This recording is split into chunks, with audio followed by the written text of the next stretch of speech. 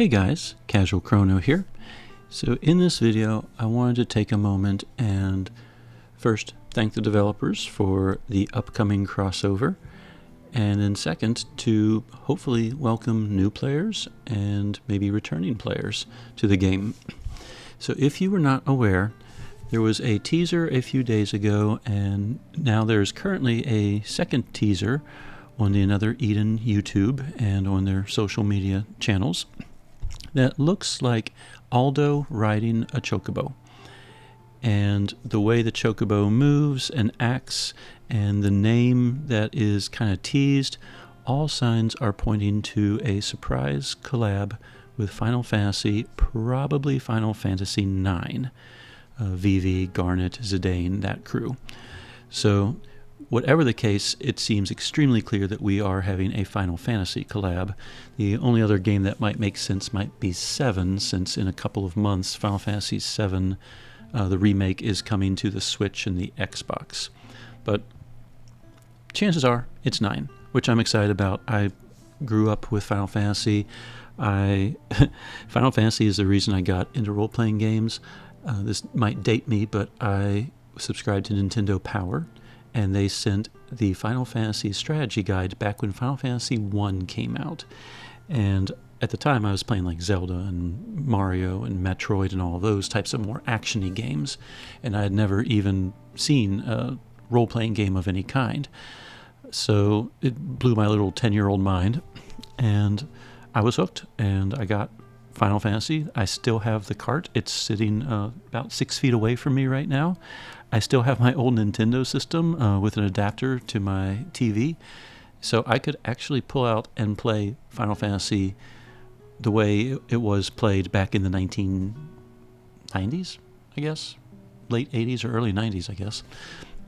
So I love Final Fantasy. Final Fantasy IV is my favorite. It and Chrono Trigger are tied for my all-time favorites. So Final Fantasy IX, I definitely played when it came out. I don't remember much about the plot anymore because it has been a while, but I do remember loving the game. I like the more medieval fantasy style versus kind of the mecha futuristic style that some of their games have been in. So I'm very much looking forward to the collab. I'm predicting now Vivi, Garnet, Zidane, maybe Steiner will be the playable characters if it's Final Fantasy IX. Kuja, I guess, would probably be the big baddie, preventing them from going home or whatever. But we'll see what happens. The announcement is coming out in a few more days, the formal announcement, and then I guess we'll wait for the release date. In the meantime, I've been seeing a lot of people commenting on YouTube and Reddit. I'm like, oh wow, we're collabing with Final Fantasy. It's a good time for me to come back. Or some people have never even heard of this game. So I wanted to basically welcome you all back. For those of you that are brand new, I thought I'd give a little tiny brief history of this game. And for those of you returning, kind of highlight a few things that you might not be aware of depending on when you left. So let's go ahead and get started with that. To start off, hopefully a brief history, because I am known to ramble. Another Eden came out in 2017 in Japan and 2019 in North America and Europe.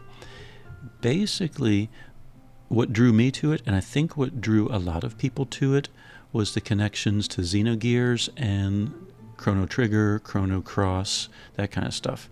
Mainly because Masato Kato, and I hope I pronounced that right, he is the director of the game, and he was heavily involved in Chrono Trigger and Chrono Cross.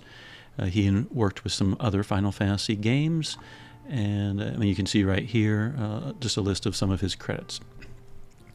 So let me go back here.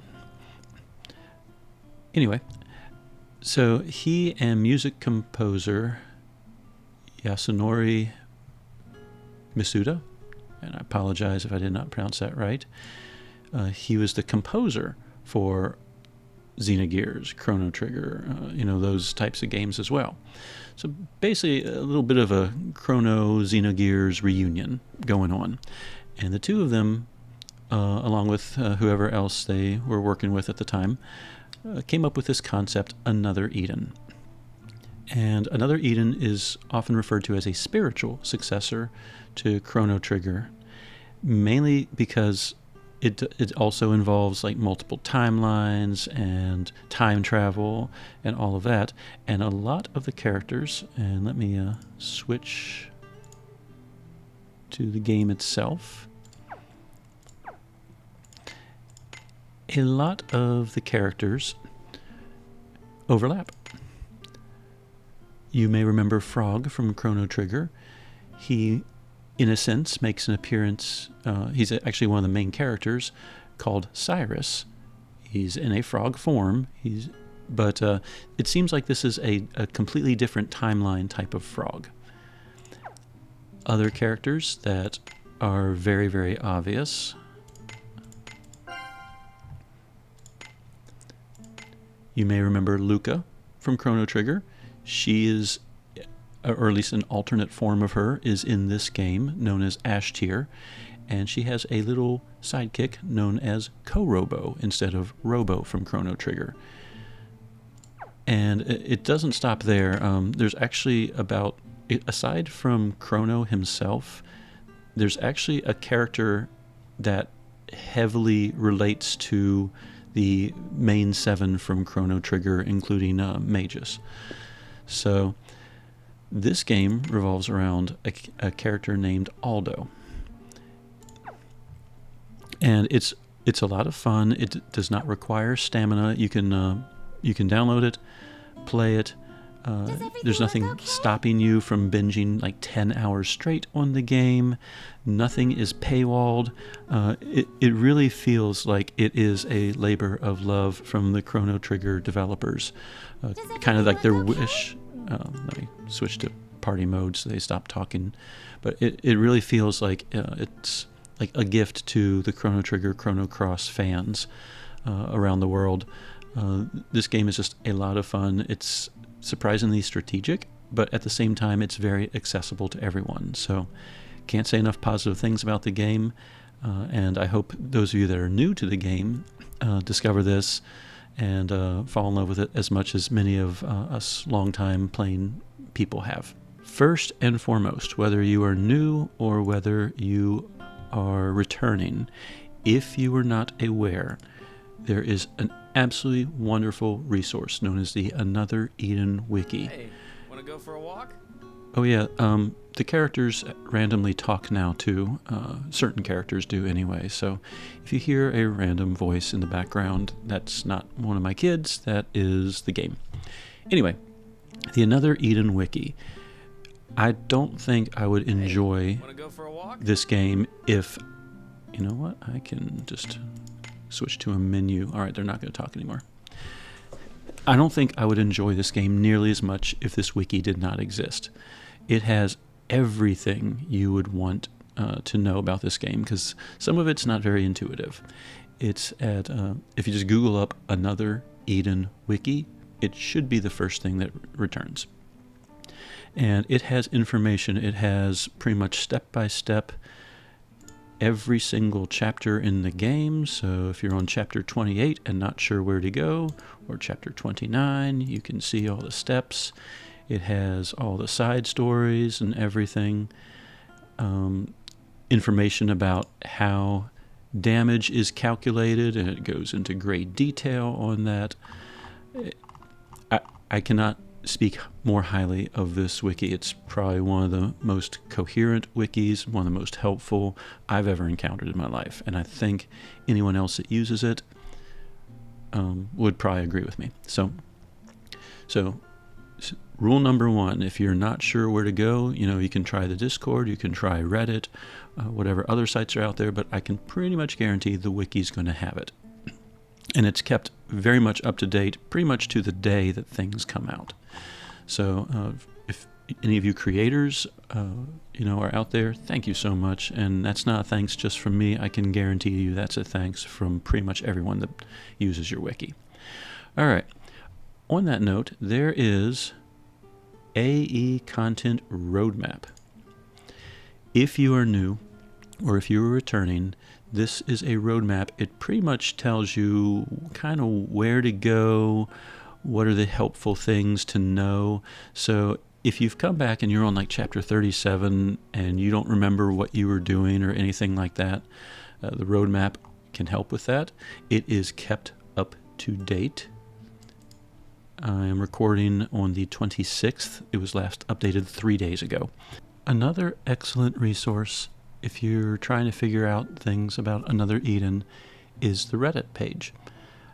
As a old user of GameFAQs, I am very accustomed to message boards. I lurked on the Reddit board for several years and finally created an account so I could start interacting again.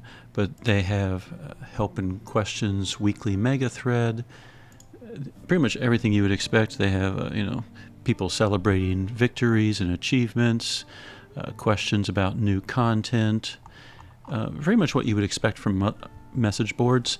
But the community is awesome. I'm just going to say that now. One of the reasons I lurked was because, GameFAQs community, some areas were great. Some, the games themselves, those message boards were great, but like all the social boards and everything, yeah. You know how the internet is. You're anonymous and you can say whatever you want without repercussions. So, but the Another Eden Reddit page, the people there are genuinely there to help. And I really love that about this forum. I think part of it too, since Chrono Trigger pulled a lot of us in, and Chrono Trigger is now 30 years old. We're, I guess, older, maybe more mature. We're not, that punk 15-year-old kid anymore trying to prove their point. We're responsible adults, and it's, we're helping out each other and celebrating and enjoying a game together. So I think that's part of it. I do not know if Another Eden has an active Discord. I know they have a Discord channel. I just don't have Discord, so I don't know how active it is. And I don't know if there's other sites. I'm sure GameFAQs probably has an Another Eden page. I just don't know how active it is. But the Reddit is a wonderful resource. The people there are always willing to help you. I post there every so often as well, and many of the other YouTubers occasionally make appearances. So it's a good place to go for help and ask questions and to get resources to help you through this game. Finally, if the Wiki can't help you and Reddit can't help you, a lot of times I will turn to YouTube. In my case, at the very bottom of my channel, and this is by no means a complete list, I have tried to link to a lot of the resources that I use. David Wowie, 77AE, Seriously Fun, a bunch of other wonderful resources. Some people, like 77, they like to do boss fights and challenges using free characters. And they find really creative ways to make use of free characters or just older characters in general. So you don't have to have the latest and greatest of gacha characters.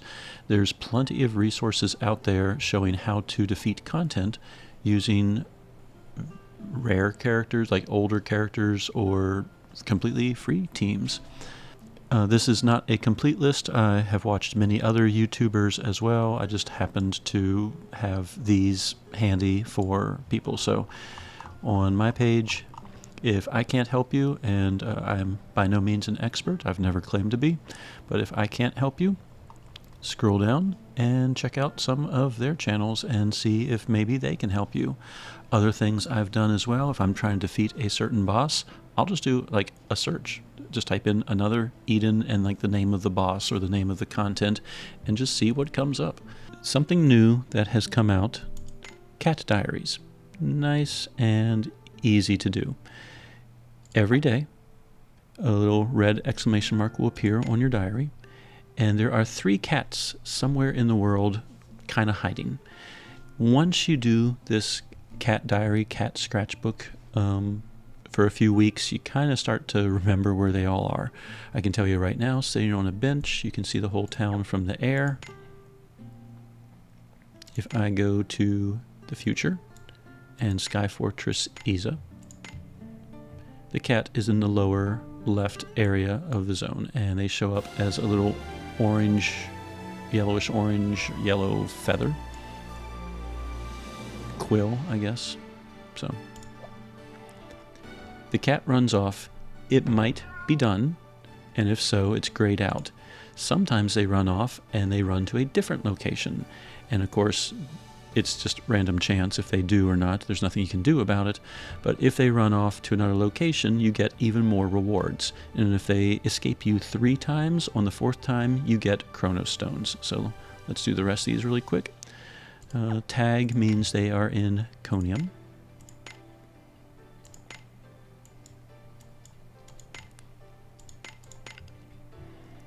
And it doesn't really matter as far as I know where they are in the world. They could run off in Sparkly. They can run off anytime. No luck for those two. And living creatures should not be here.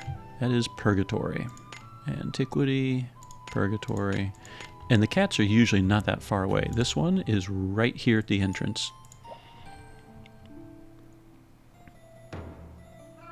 Aha, this one continued its journey. It is looking for a good shrine for kitties. If you've played the game long enough, you instantly pretty much know it's talking about the cat shrine. See, and right here at the entrance, it runs off again. Does it stay gone? Nope, I'm done. Not sure where all the cats are.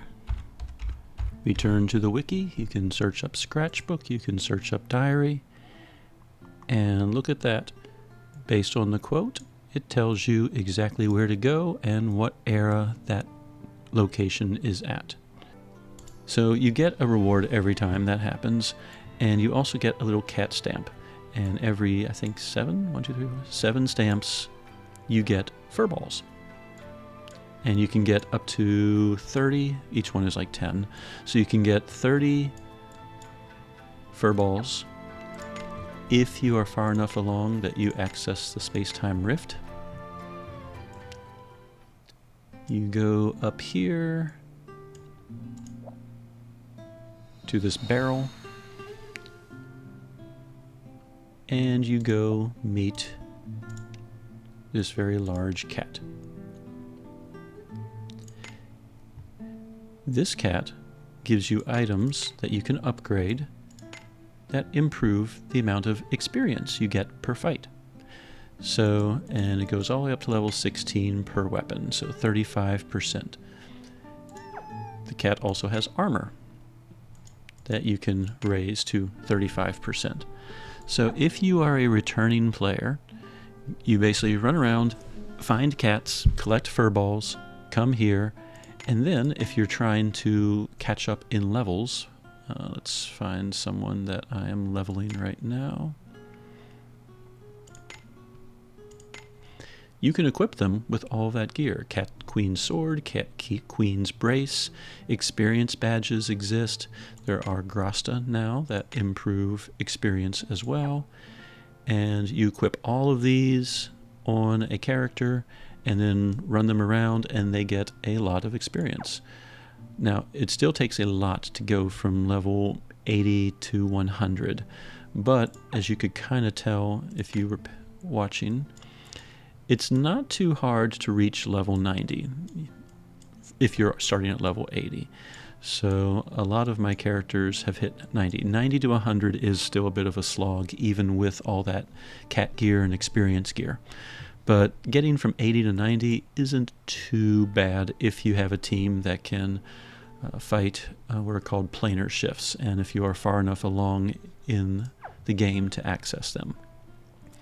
I'm not going to bother you too much about that. Just know that it's possible to get items and gear that allow your characters to catch up with experience. And all of this gear can be equipped as early as level 1. So if you get a brand new character, you can give them the Cat Queen's gear right away, and they can kind of power level to a degree. So that's a thing. At this point, I've talked a little bit about the history of the game, how it was developed by the Chrono Trigger, Xenogears people. And I've also talked about where to go if you need help with the game. The Wiki, YouTube, Reddit, those types of options. So now let's talk a little about the game itself. For those of you returning, you know some of this information, but if you left the game before Stellar Awakening, you might have some questions about it. In short, characters in the game can be 3 stars, 4 stars, or 5 stars. 3-star characters are kind of like the trash characters. You really don't use them for anything at all. 4-star characters and 5-star characters are kind of where it's at. And if you pull on the gachas, 3-star characters are the most common, 4-star more rare, and of course 5 stars are the ones you hope to get in the gacha. There is no pity system, so good luck. So a 4-star character caps out at level 60, whereas a 5-star character caps out at level 80. There are different terms for characters.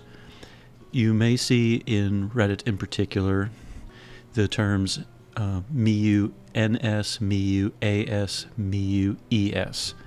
So a base character, the original character, the first one you get, the gold stars, that is normal style, and they're referred to as NS. So Cyrus NS, Ashtir NS, Miyu NS. Somewhere along the way, they decided, you know what, it'd be really cool if we had a character play more than one role, and they introduced another style, Miyu AS. It's the same character, it's a different level, so you could be, for example, you could be level 80 with Miyu normal style, but you could be level 43 with Miyu AS, so it is separate leveling systems. You can have separate gear, and sometimes the different styles even have different weapon types. So Miyu, normal style, base form. Miyu AS stands for another style. It's the same character, just a different style. And then, if that wasn't enough, they decided to eventually add ES, extra style. So you have another style, and then you have an extra style. And the ways you can tell them apart, the color of the stars. Gold stars for normal, kind of whitish, bluish for AS, and whitish, more teal-ish, greenish blue for the ES style. So those are the 3 main types. So if you're reading Reddit and you're hearing someone talking about Miyu ES, they are talking about her extra style form. Some characters do not have any other styles. It's just NS form. So if you see people talking about Ashtir, they usually don't include the NS because there are no other options. It's just simply Ashtir. But for characters that have more than one option, you will often see NS, AS, or ES mentioned. How do you get those extra styles? Well, there's several ways. If it's gacha characters, there's always a chance you can pull them in any gacha.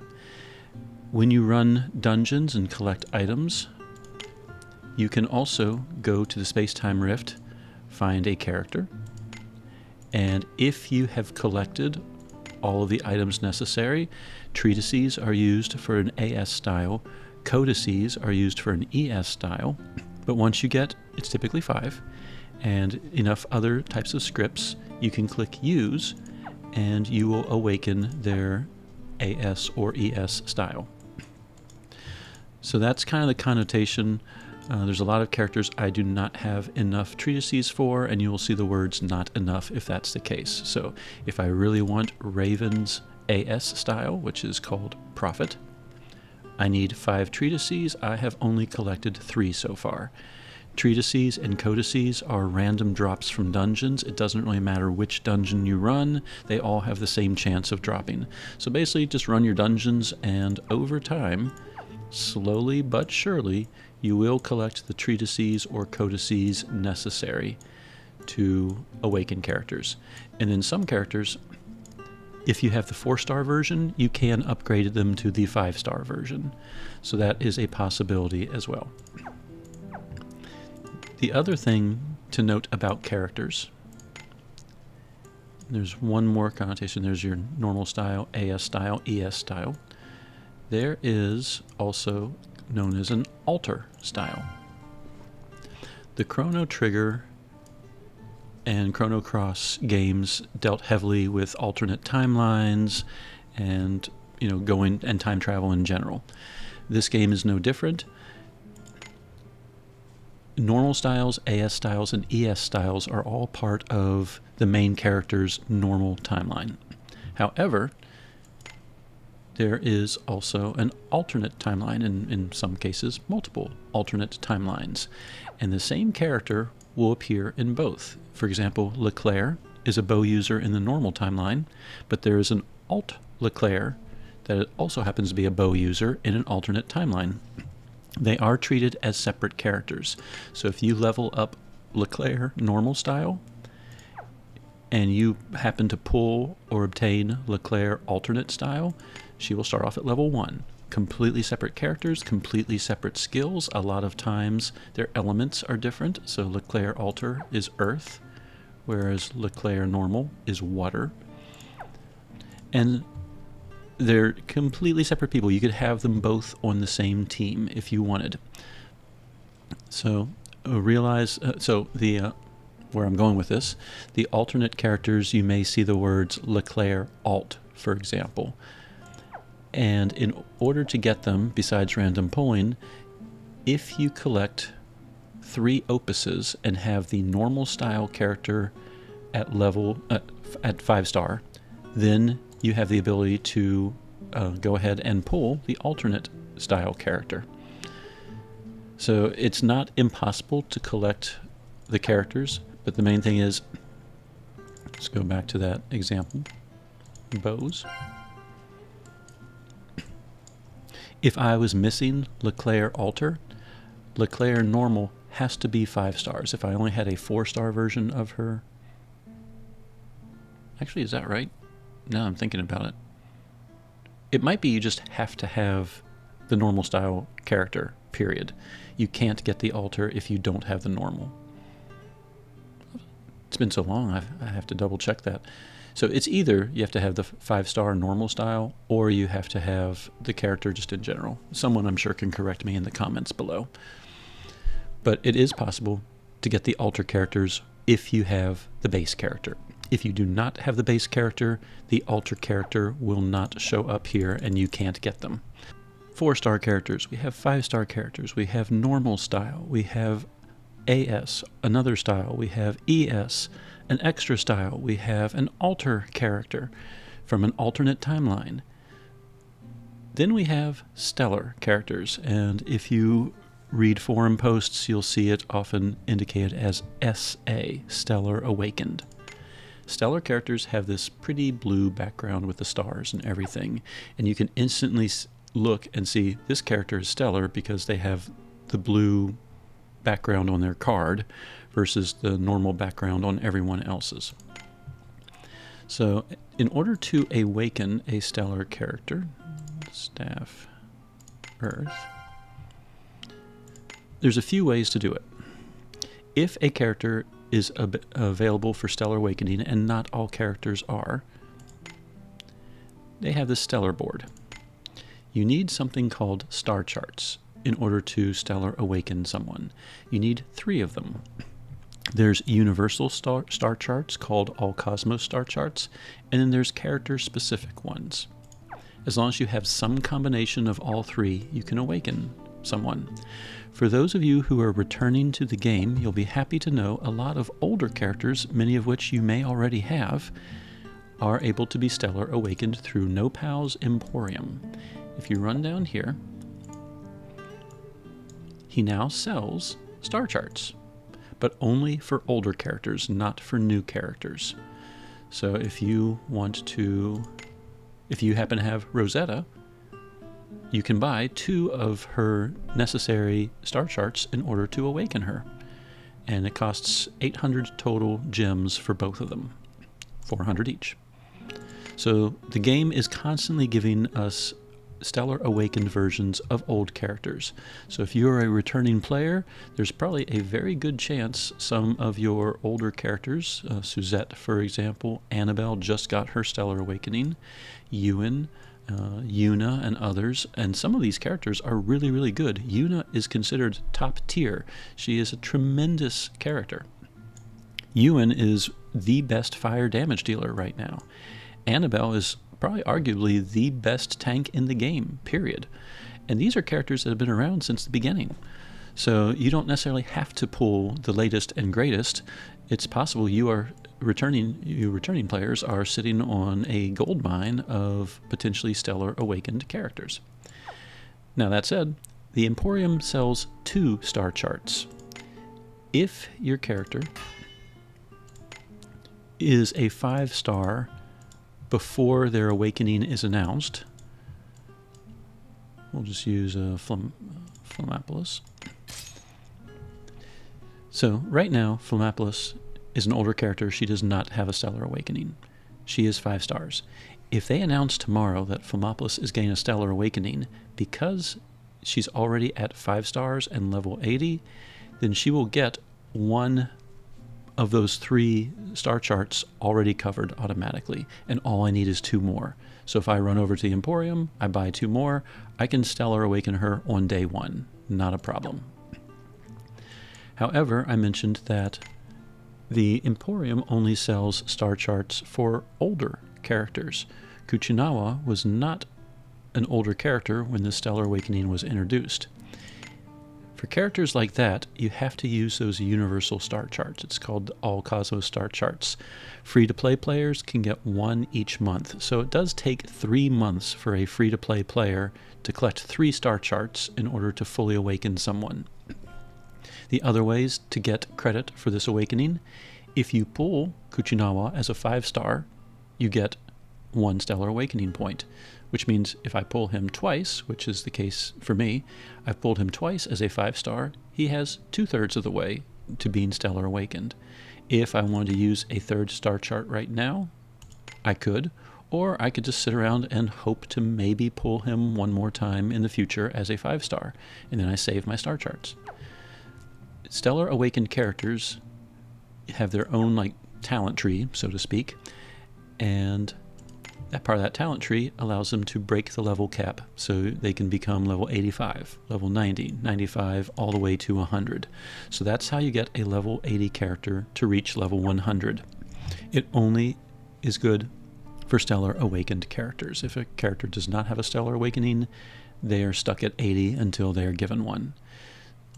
Stellar Awakened characters also get really powerful skills, the ability to fill up a new gauge in the game, a Stellar Awakening gauge, and then usually other little perks and stuff like that. So they also, of course, get extra stats, extra hit points, extra mana, and then, of course, the extra stats, hit points, and mana that comes with leveling from level 80 all the way to 100.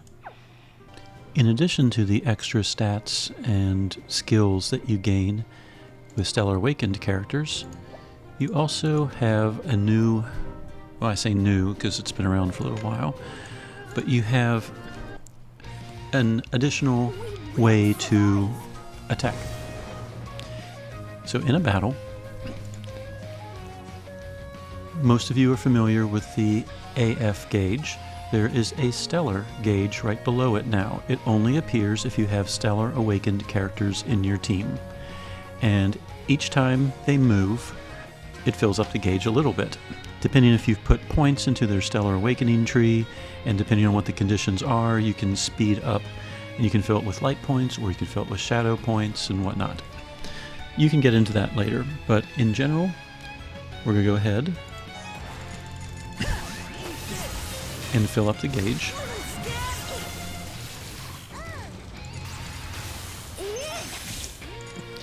What I'm using right now is the AF gauge if you're unfamiliar with this. But you'll notice that the stellar gauge over here is now glowing and ready to be used. If I click it, I use it.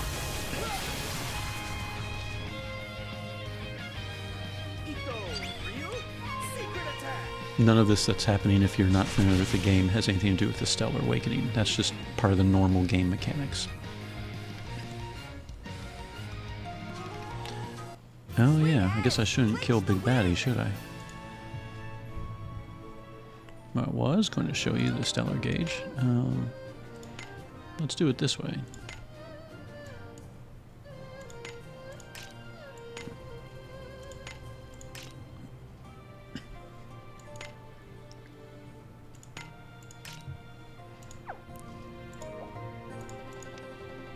Alright. With way less damage, hopefully. Let's do this.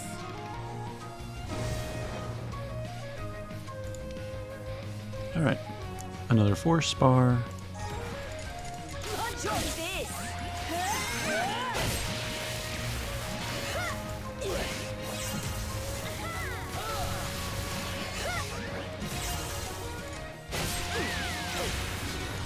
Alright. Let's not kill Big Baddie now. Bag Baddie, not Big Baddie. Alright.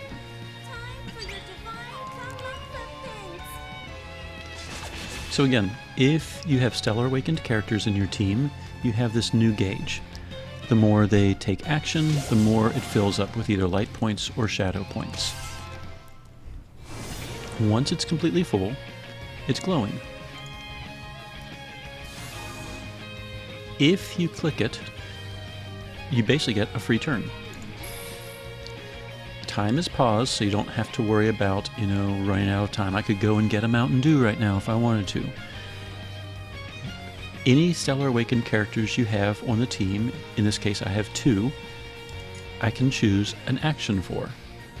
If they have a Stellar skill on as an option, I can use the Stellar skill, obviously, but I don't have to use it. I could use this to cast other skills if I wanted to. So a tank, for example, could cast Rage.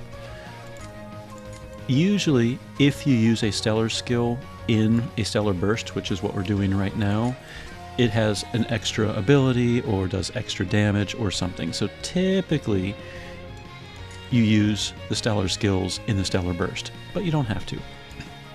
Once you've chosen once you've made your choices, you click on Burst, the characters do those actions. I might actually kill it again. Nope. However, we stay on the same turn, and my team can do whatever commands I want to give them. So a Stellar Burst attack is basically a free turn. You can Stellar Burst in the middle of an AF burst if you wanted to. I'll see if I can do that now. But if you use it, it's preemptive. It takes priority over everything. So at the start of a turn, you can Stellar Burst. Stellar Burst a lot of times will incite weaknesses or make your team really strong for a turn. And now you can use that turn to do whatever commands you want. If I click attack, I will do those commands. But I think what I'm going to do, I'm going to try and fill up the Stellar Burst gauge again.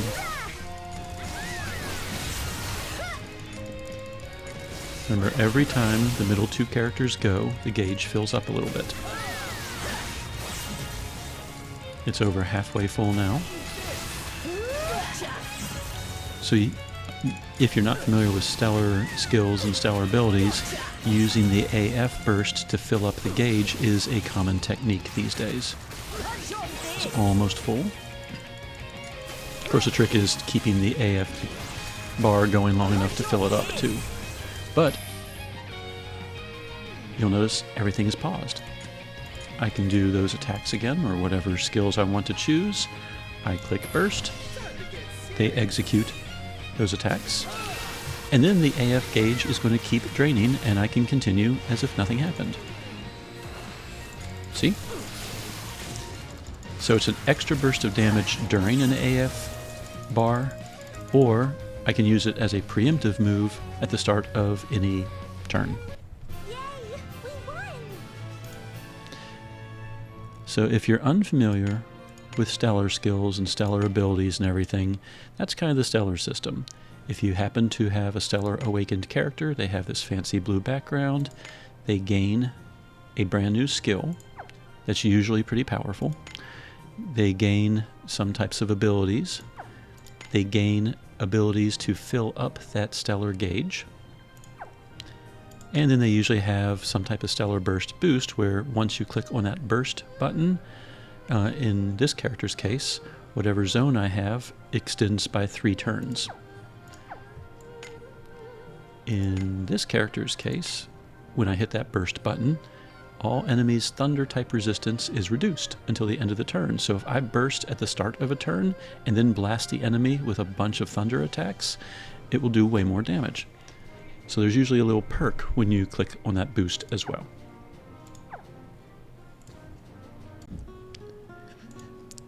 The other thing I've seen posted in Reddit a lot is some people returning but kind of overwhelmed with all the content. I think the game is aware of that, and they've been trying to organize things a little bit better. If you open up your menu tab and go to Records, there is a Story section. And we wait for it to connect. So the main story has 122 chapters. If you're not sure where you left off, you can, I'm assuming that it will say like chapter 79/122, and you can find which section that is in and find out exactly what you have to do. Episodes. Those are the Another Eden specific episodes, usually featuring characters like the Riz saga features the character named Riz, of course. Ode to Origin has been featuring some characters like Gildna and others. And going further back, we have like future-related content, time mine-related content, IDA School, Annabelle Deirdre, and so forth. So you can see what episodes you've finished, which episodes you may not have finished. Symphonies are basically our crossovers. So we have crossovers involving Phantom Thieves and Joker. We have Tales of Time a couple of times. For Chrono Trigger, Chrono Cross fans, we do have a Chrono Cross crossover.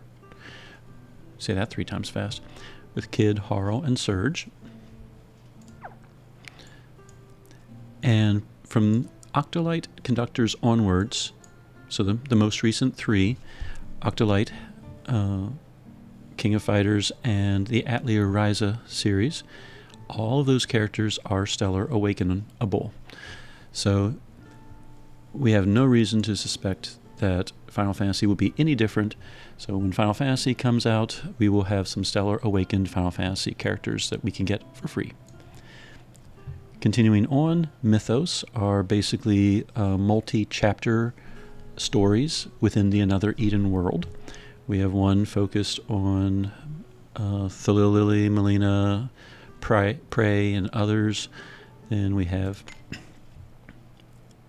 one featuring Curio as the main character, and most recently, Senya, a free character. And that one is Eastern themed. It was very well received, I believe. We have ensembles, which are basically like a one-shot deal, a little blip in a character's life. We have a multi-blips in a new character's life, like Nona and Wanderer in the Vortex. And then some very, very old content hasn't really been updated in years, but other tales are kind of like ensembles in a way. They're little blips in characters' lives, and there's Miyu and CL. So if you are kind of overwhelmed by all the content, you could kind of use this list as a checklist and none of the content is time gated or anything. It's aside from one thing. The Chrono Cross collab, when it was announced, has a 5-year period. As long as you complete story chapter 13, you can hop in there. So a brand new player could start this basically within a day or two. But this one is time limited. I think it expires in 2027. Actually, the wiki will tell us. I'm tabbed out looking at the wiki now. We have 1 year, 17 days as of the end of November, so I guess December area 2026. And then the Octopath Traveler collab, basically the two Square games, Square Enix. This one expires in about 3 years as of the date of this recording. Now, what happens when they expire? We don't quite know. It's possible they'll be renewed. If you already have the characters, I really doubt the characters are going away. So no one really knows because nothing has ever expired yet. But if you are looking to do some of the collabs, you might want to start with Chrono Cross and Octolite because those are the only two that at some point may go away. When I first thought to myself, I should make a video welcoming back returning players, welcoming new players, I wasn't quite sure where to go with this. I thought about going into details on how to make good teams, and I thought about covering other mechanics, all of the changes that's happened recently. But ultimately, I think it's probably best if I wrap it up here for now and simply welcome you all. You all have the resources now. You know where the wiki is. You know where Reddit is. YouTube, of course. So if you have specific questions about the game, go ask. You know, we're a friendly bunch of people. We enjoy helping new players all the time. And we're really excited about this collab. I'm personally hopeful that it will bring a bunch of new faces to Another Eden, a game that truly has not gotten the recognition it very much deserves. So, and we are all still hopeful that one day we might have a Chrono Trigger collab as well, as closely as this game is tied to it. So for new players, welcome. For returning players, welcome back. And if there's anything any of us can do to help you to make this game easier or more understandable, please reach out. We are looking forward to working together on this Final Fantasy collab and hopefully for the many challenges that the game has in the future. So, I hope this helps. Casual Chrono, signing out.